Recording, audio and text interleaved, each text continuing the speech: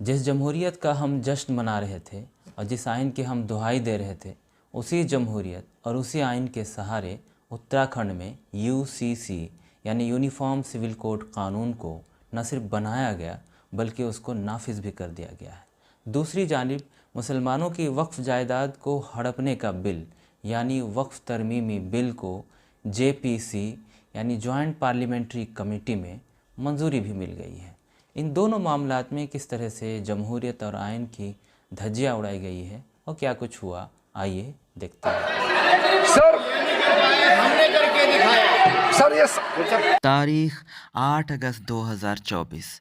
मरकज़ी अक़लियती उमूर के वज़ीर किरण रिजिजू ने लोकसभा में इस बिल को पेश करने की तजवीज़ रखी, लेकिन अपोजिशन के ज़बरदस्त एहतजाज के बाद बगैर किसी बहस के बिल को जेपीसी को भेज दिया गया। वक्फ बोर्ड कानून में संशोधन के लिए सरकार ने जो बजट सत्र था उसमें एक बिल पेश किया। उसके ऊपर सदन के अंदर तमाम विरोधी पार्टियों ने अपना विरोध दर्ज कराया, एतराज़ जताया। उसके बाद एक जेसीपी का गठन किया गया, यानी संयुक्त संसदीय समिति का गठन हुआ और उसको विचार करने के लिए विधेयक को दे दिया गया।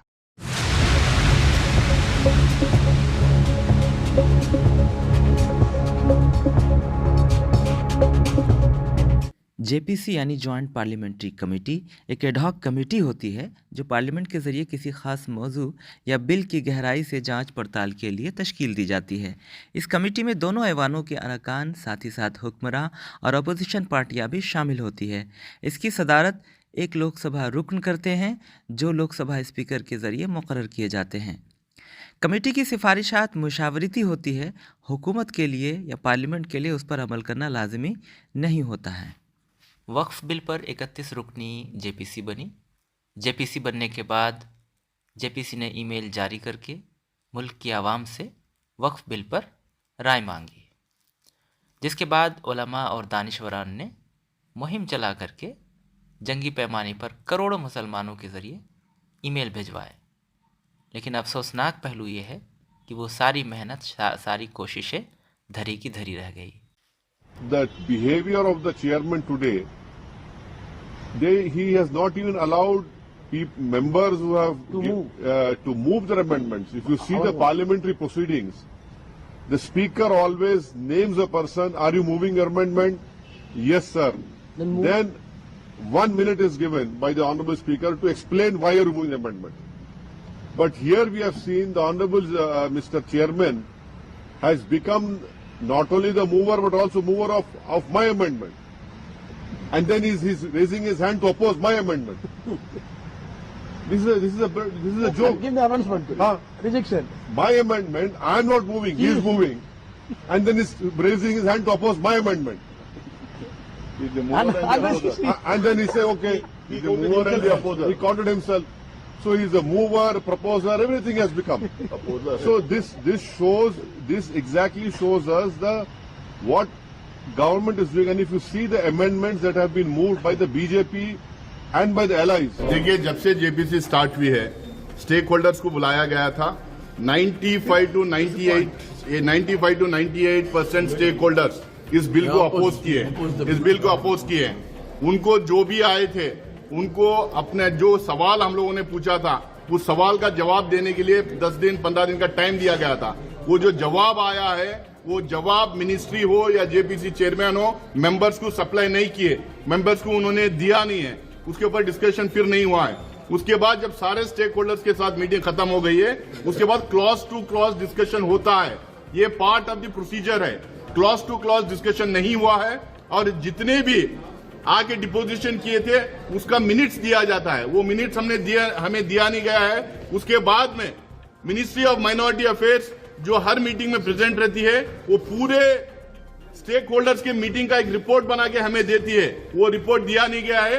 ऑल ऑफ ए सडन हम लोगों को 48 आवर्स टाइम दिया गया था अमेंडमेंट्स मूव करने के लिए। हम लोगों ने अमेंडमेंट्स मूव किए थे। उन अमेंडमेंट्स के ऊपर बिना डिस्कशन, बिना मूव करने दिए टाइम दिए गए, बिना एक्सप्लेनेशन के एक गिलिजेंट की तरह जो है सीधा अमेंडमेंट को उन्होंने वोटिंग को पुट अप किया और उन्होंने डिफीट किया। सबसे बड़ी बात यह है कि सारे स्टेक होल्डर्स की मीटिंग होने के बाद क्लॉज टू क्लॉज डिस्कशन होना चाहिए। क्लॉज टू क्लॉज डिस्कशन नहीं हुआ है। डेमोक्रेटिक प्रोसेस को सबवर्ट किया गया है और सारे प्रोसीजर्स इसमें जो इन्वॉल्व थे उसको बाईपास किया गया है। और chairman under the pressure of the government वो जिस तरह से बिल आया उसमें माइनर चेंजेस करके उसको ही आगे करने का काम कर रहे हैं। और हम चाहते हैं कि इसके ऊपर डिस्कशन हो, लेकिन बिल्कुल डिस्कशन नहीं हुआ। लेकिन जिस तरह से पार्लियामेंट के अंदर बिल आई थी उसी तरह से ले जाने की कोशिश करते हैं। Entire JPC process is a farce and all the depositions have not been taken in consideration. 98% had opposed this. 98% of the stakeholders had opposed this bill. That should have been taken in consideration. They have not taken this into consideration at all. So we are opposed and we are boycotted it. ये जो है वो मुल्क की minority के साथ वक्फ board के साथ एक मजाक किया गया है, जो कॉन्स्टिट्यूशन को बिल्डोज किया गया है, जिस तरह से प्रोसीजर को खत्म किया गया है। इससे ये एक मजाक लगता है कि ये जो बिल लाया गया एक मजाक था और वक़्फ़ से इससे कोई भला नहीं होने वाला है, बल्कि वक़्फ़ की लूट करने के लिए ये एक प्रोसीजर जिसमें कोई प्रोसीजर फॉलो नहीं किया गया पार्लियामेंट्री। तो आपने सुना जेपीसी में शामिल अपोजिशन के अरकान की ज़बानी जेपीसी के चेयरमैन के ज़रिए की गई जानिबदाराना और एकतरफ़ा कार्रवाई के बारे में। अब आइए सुनते हैं जेपीसी के चेयरमैन जगदम्बिका पाल का बयान। Right sir. Joint parliamentary committee को जो वक्त के बिल पे मिला था, सरकार के द्वारा 44 संशोधन को लेकर के 1995 का जो प्रिंसिपल एक्ट वक्फ का था उसमें 44 संशोधन लेकर के आई थी। लेकिन सरकार ने स्पीकर साहब से आग्रह किया था कि हम ये संशोधन वक्फ की बेहतरी के लिए ला रहे हैं, आम लोगों के फ़ायदे के लिए ला रहे हैं, लेकिन हम इसके बावजूद चाहते हैं कि ये वक्फ हमारे ज्वाइंट पार्लियामेंट्री कमेटी बना करके रेफ़र कर दें। हम इसको और बेहतर डिलीब्रेशंस पूरे देश के स्टेक होल्डर्स के साथ, गवर्नमेंट ऑफिशियल्स के साथ, वक्फ बोर्ड के साथ, माइनॉरिटी कमीशन के साथ, इस्लामिक स्कॉलर के साथ हम और डिटेल डिलीब्रेशंस करना चाहते हैं। तो उस 44 संशोधन को जेपीसी को सुपुर्द कर दिया गया था। जेपीसी की आज उस 44 संशोधन पे जो हैं उस पर एक एक संशोधन पे चर्चा हुई। इसके पहले हमने 6 महीने के सारे डिटेल डिस्कशंस के बाद सभी सदस्यों से हमने संशोधन मांगे थे। यह हमारी अंतिम बैठक थी कि उस 44 संशोधन पे आप इस पे सहमत हैं या इस पे असहमत हैं। तो सभी सदस्यों के द्वारा, चाहे किसी पक्ष के हों, उन लोगों ने अपने संशोधन दिए थे। और आज उसमें जो हमारे कुछ सांसदों के द्वारा दिए गए थे उसमें 14 क्लाजेज पे या 14 संशोधनों में संशोधन स्वीकार हुआ है। वो भी संशोधन मूव करने पे वोटिंग के बाद बहुमत के आधार पर। विपक्ष ने भी संशोधन दिया था और विपक्ष ने सभी 44 संशोधन दिया था। हमने एक एक संशोधन मूव कराया और उस संशोधनों को हमने पुट टू वोट किया। लेकिन वोटिंग में उनके पक्ष में 10 वोट था और उसके निगेटिव में 16 वोट थे। इसलिए जो विपक्ष के द्वारा या उन लोगों के द्वारा जो 44 संशोधन के विरोध में थे, मैं विपक्ष क्यों कहूँ, जो 44 संशोधन के विरोध में उन्होंने कुछ दिए थे वो मतलब टर्न डाउन हो गया। चेयरमैन साहब गलत बोल रहे हैं। आज कोई चर्चा नहीं हुई। आज बुलडोज किया गया है, वोटिंग की गई है, प्रोसीजर को बाईपास किया गया है, अनडेमोक्रेटली और डिक्टेटोरियल तरीके से इसको बिल को पास करने की कोशिश की गई। हम लोगों ने हर चीज़ पे अपोज किया क्योंकि हमको लग रहा था कि जो अमेंडमेंट्स ये लाए हैं ये बहुत बायस्ड और इल फ्रेम्ड हैं और बदमाशी करने के लिए मिसच्यूअस अमेंडमेंट लाए गए हैं वक्फ के लिए। अगर वाकई में इनके अमेंडमेंट्स में ट्रांसपेरेंसी रहती, डेवलपमेंट के लिए कुछ होता, अगर कुछ लकूनेस हैं उसको प्लग करने की अगर बात होती है तो 95% स्टेक होल्डर्स जो आए थे उन्होंने इन अमेंडमेंट्स को अपोज किया। 4-5% जो कम्युनल ऑर्गेनाइजेशंस को बिलोंग करते थे, जिनको वक्फ के बारे में कोई नॉलेज नहीं थी, सिर्फ सरकार के द्वारा लाए गए बिल को जो मदद करना था, जो सपोर्ट करना था, वो लोग 4-5% आए थे जिनको जबरदस्ती बुलाया गया था, जो स्टेक होल्डर्स नहीं थे। तो वो 5% थे। 95% इस बिल का अपोज किए हैं। जब 95% इस बिल का अपोज किए हैं तो आप कैसा कह सकते हैं कि बिल में बिल सुधार लाने के लिए है, बिल ट्रांसपेरेंसी के लिए है, बिल डेवलपमेंट के लिए है, बिल लैकुना प्लग करने के लिए है। एक पॉइंट नंबर 1 है। कोई भी जेपीसी बनती है, जेपीसी में जब बिल जाती है, पहले जो कंसर्न मिनिस्ट्री है वो प्रेजेंटेशन देती है। वो कंसर्न मिनिस्ट्री प्रेजेंटेशन देने के बाद में स्टेक होल्डर्स को बुलाया जाता है।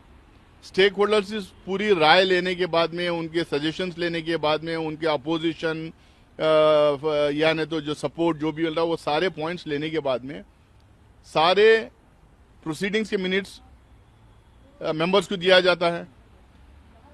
उनके जो रिप्लाईस आते हैं वो मेंबर्स को दिया जाता है।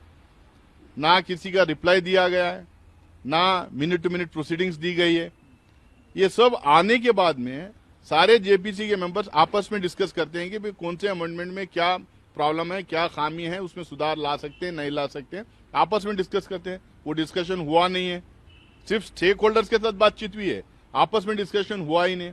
ये सीधा जो है, जबकि आखिरी दिन last day of budget session तक का टाइम था, हमारे पास काफी टाइम था, हम लोग इसको और आगे चर्चा कर सकते थे आपस में। हो सकते हैं बहुत सारे अमेंडमेंट्स हम लाए, उससे सरकार के ट्रेजरी बेंचेस के एमपीज को सहमति होती है, और जो सरकार की तरफ से जो एमपीज लाए अमेंडमेंट लाए, हो सकता है हम लोग को उसमें सहमति होती है। तो ये आपस में डिस्कस करने का ही मौका नहीं दिया गया, क्योंकि दिल्ली का चुनाव है, उसमें गलत इस्तेमाल इस बिल का करना है। इनके लिए तो सिर्फ चुनाव जीतना एक मामला है, मतलब दुनिया इधर की उधर हो जाए, कॉन्स्टिट्यूशन की धज्जियां उड़ा जाए, डेमोक्रेटिक प्रोसेस का सबवर्जन होते रहे, लेकिन इनको चुनाव जीतना है। ये चुनाव के चक्कर में इतना जल्दी में इन्होंने बुलडोज आज किया गया है, डिक्टेटोरियल तरीके से बुलडोज किया गया है। और ये मुझे नहीं लगता है कि किसी भी जेपीसी हो या स्टैंडिंग कमेटी हो, इतना ब्रेजनली कोई चेयरमैन एक पार्टी बन गया, यानी तो सरकार के दबाव में आके इस तरह से ये प्रोसीडिंग्स चलाएंगे, ये पहली बार देखा गया है। हम लोगों ने इसको जो अपोज किए हैं उसमें हमारा प्रोटेस्ट और हमारा अपोजिशन आज के प्रोसीडिंग्स में हम लोगों ने दर्ज करवाया है। ये जो प्रोसीजर्स इन्वॉल्व होते हैं जेपीसी में रिपोर्ट को अडॉप्ट करने के, सारे प्रोसीजर बाईपास करके बुलडोज करने की कोशिश की है। यही इनका तरीका है, क्योंकि इनको पता है अगर मिनट्स की कॉपी हम लोग को मिल जाए, यानी रिपोर्ट की कॉपी हम लोग को मिल जाए, यानी तो जो रिप्लाई स्टेक होल्डर्स ने भेजा था, जो सवाल हम लोगों ने पूछा था उनसे, वो उसकी कॉपी अगर मिल जाए, तो फिर ये कोई इसमें एक भी अमेंडमेंट इनका पास नहीं होगा, एक भी अमेंडमेंट इसका इनका बचा नहीं। इतना विरोध उसमें हुआ था, उसके बावजूद भी सरकार जो है, क्योंकि ये अथॉरिटेरियन सरकार है, ये डिक्टेटोरियल सरकार है, तो ये सरकार बुलडोज करने का काम आज की है। ताकि सब लिए जा रहे हैं और विपक्ष का एक सुझाव नहीं मांगा जा रहा, यानी कि पहले से तय था क्या होना है, ऐसा कभी नहीं। पहले से जेपीसी के जरिए की गई कार्रवाई और लिए गए फैसले से ये वाज़ेह होता है कि जेपीसी महज एक ढकोसला, एक दिखावा था, इससे ज़्यादा कुछ नहीं। जेपीसी के जरिए किस तरह से जमहूरियत का गला घोंटा गया है। इस मसले पर मज़ीद तफसीली गुफ्तगू के लिए अगले एपिसोड में हाजिर होते हैं। तब तक के लिए खुदा हाफ़िज़।